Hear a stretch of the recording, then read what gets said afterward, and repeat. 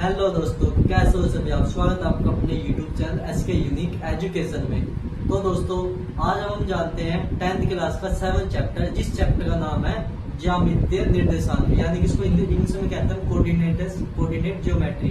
अब कोऑर्डिनेट होता क्या है? जब एक पॉइंट दूसरे पॉइंट पे जाके जो लाइन मिलती है ना, उससे हम क्या कह देते हैं? कोऑर्डिनेट कह देते हैं। तो आज हम जानते हैं इस चैप्टर में हम बेसिकली कौन कौन से फॉर्मूले यूज करेंगे। तो सबसे पहले देखते हैं, अगर हमारे क्वेश्चन में कहीं डिस्टेंस लिखा जाए, डिस्टेंस के बाद डिस्टेंट लिखा जाता है, उसके बाद अगर हमारे पास इक्वी डिस्टेंट लिखा जाए,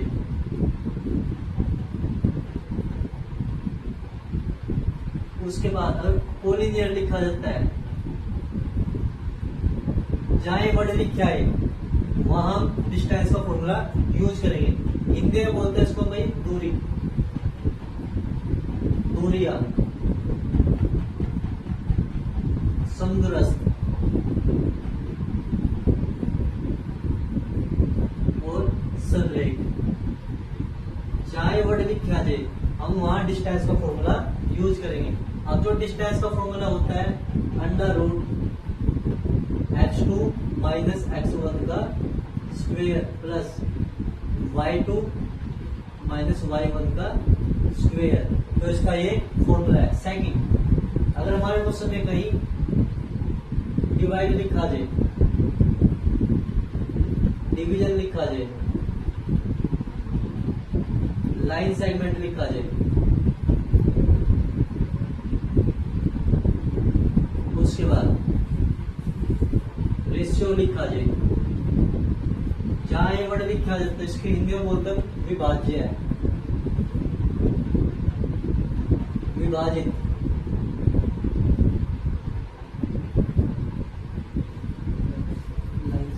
रेखाखंड और अनुपात। जहां ये वर्ड लिखा जाए हमने वहां क्या करना है? डिवाइड का फॉर्मूला यूज करना है। जैसे कि एक बार इसमें दो फॉर्मूले लगते हैं, एक x और एक y का। तो सबसे पहले m1x2 plus m2 x1 upon में क्या आ जाएगा? m1 प्लस के m2। अब y के लिए y में क्या करना है? सबसे पहले m1 आएगा, फिर y2 plus m2 y1 upon में क्या आ जाएगा? m1 प्लस के m2।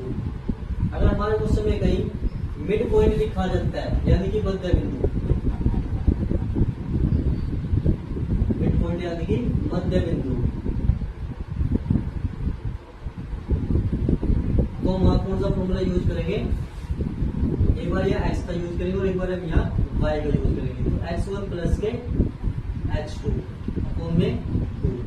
y के लिए क्या करेंगे हम? y1 प्लस के y2 अपॉन में, इसके ये फॉर्मूले हैं। उसके बाद चौथा फॉर्मूला एरिया ऑफ ट्रायंगल,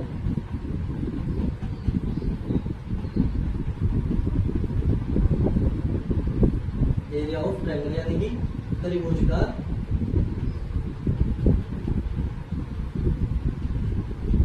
क्षेत्रफल। इसका जो फॉर्मूला होता है इक्वल टू में 1/2 ब्रैकेट स्टार्ट x1 ब्रैकेट में y2 माइनस के y3 plus x2 y3 minus के y1, उसके बाद x3 y1 माइनस के y2। इस चैप्टर में बेसिकली ये फॉर्मूले यूज करेंगे और इस फॉर्मूला का याद करने का तरीका है 23, 31, 12। अब 23, 31, 12 का मतलब क्या है? सबसे पहले x1, अब जो 23, 31, 12 है ना, उनके साथ हमने क्या लगाना है? y लगाना सभी के साथ, और बीच में क्या साइन आएगा? माइनस। जैसे कि 23 में क्या साइन आएगा? बीच में माइनस का साइन। उसके बाद x2, फिर 23, 31 यानी कि इसके बीच में क्या आएगा? माइनस का साइन। उसके बाद x3 के बाद आएगा 23, 31, 12 में हम क्या करेंगे? फिर यहाँ पे लगाएंगे माइनस का साइन। उसके बाद अगर हमारे क्वेश्चन में ओरिजिन पॉइंट लिखा जाए, ओरिजिन पॉइंट, इसको हिंदी में बोलते हैं हम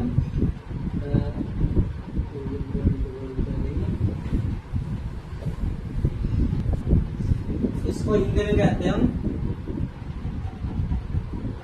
मूल बिंदु। अब जो इसका फॉर्मूला बनता है अंडर रूट एक्स का स्क्वायर प्लस वाई का स्क्वायर। तो ये जो फॉर्मूला है इस चैप्टर में जो हम बेसिकली यूज करेंगे। तो दोस्तों आपको सबसे पहले इस चैप्टर के फॉर्मूले याद कर लेने हैं। तो दोस्तों अब हम स्टार्ट करते हैं 7.1 एक्सरसाइज। इसमें फर्स्ट क्वेश्चन है find the distance between the following pairs of the points, यानी कि हमें दूरी ज्ञात करनी है। देखो डिस्टेंस ऑलरेडी लिखा तो हमें क्या करना है, डिस्टेंस का फॉर्मूला लगाना है। सबसे पहले फर्स्ट क्वेश्चन का हमारे पास फर्स्ट पार्ट है। फर्स्ट क्वेश्चन में पार्ट दे रखे हैं, इनके पॉइंट के नाम करके। ए के पॉइंट हमें दे रखे हैं 2 और 3।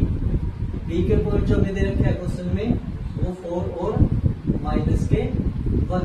अब हमें क्या निकालना है, इनके बीच के बराबर की दूरी यानी कि डिस्टेंस फाइंड करना है। तो फॉर्मूला क्या होता है इसका, x2 माइनस के x1 इसका square plus y2 minus y1 का स्क्वायर। अब देखो ए भी इक्वल टू में, अब x2 की वैल्यू कितनी है मेरे पास 4। अब इसमें ध्यान देना एक वैल्यू इसमें x की होगी और एक इसमें y की। सेम वैल्यू एक इसमें x की और एक y की। अब देखो ये x1 x2 y1 y2।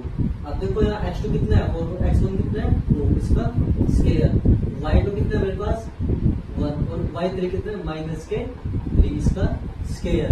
अब देखो 4 में से 2 गए तो कितना हो जाएगा 2 का स्क्वायर, 3 में से 1 गया कितना आ जाएगा माइनस 2 का स्क्वायर, अंडर रूट 2 का स्क्वायर कितना होता है 4। एक चीज का ध्यान रखना है आपको, कभी कोई संख्या माइनस की हो और उसका स्क्वायर तो ऑटोमेटिक क्या हो जाता है प्लस हो जाता है। ये कितना आ जाएगा अंडर रूट 8।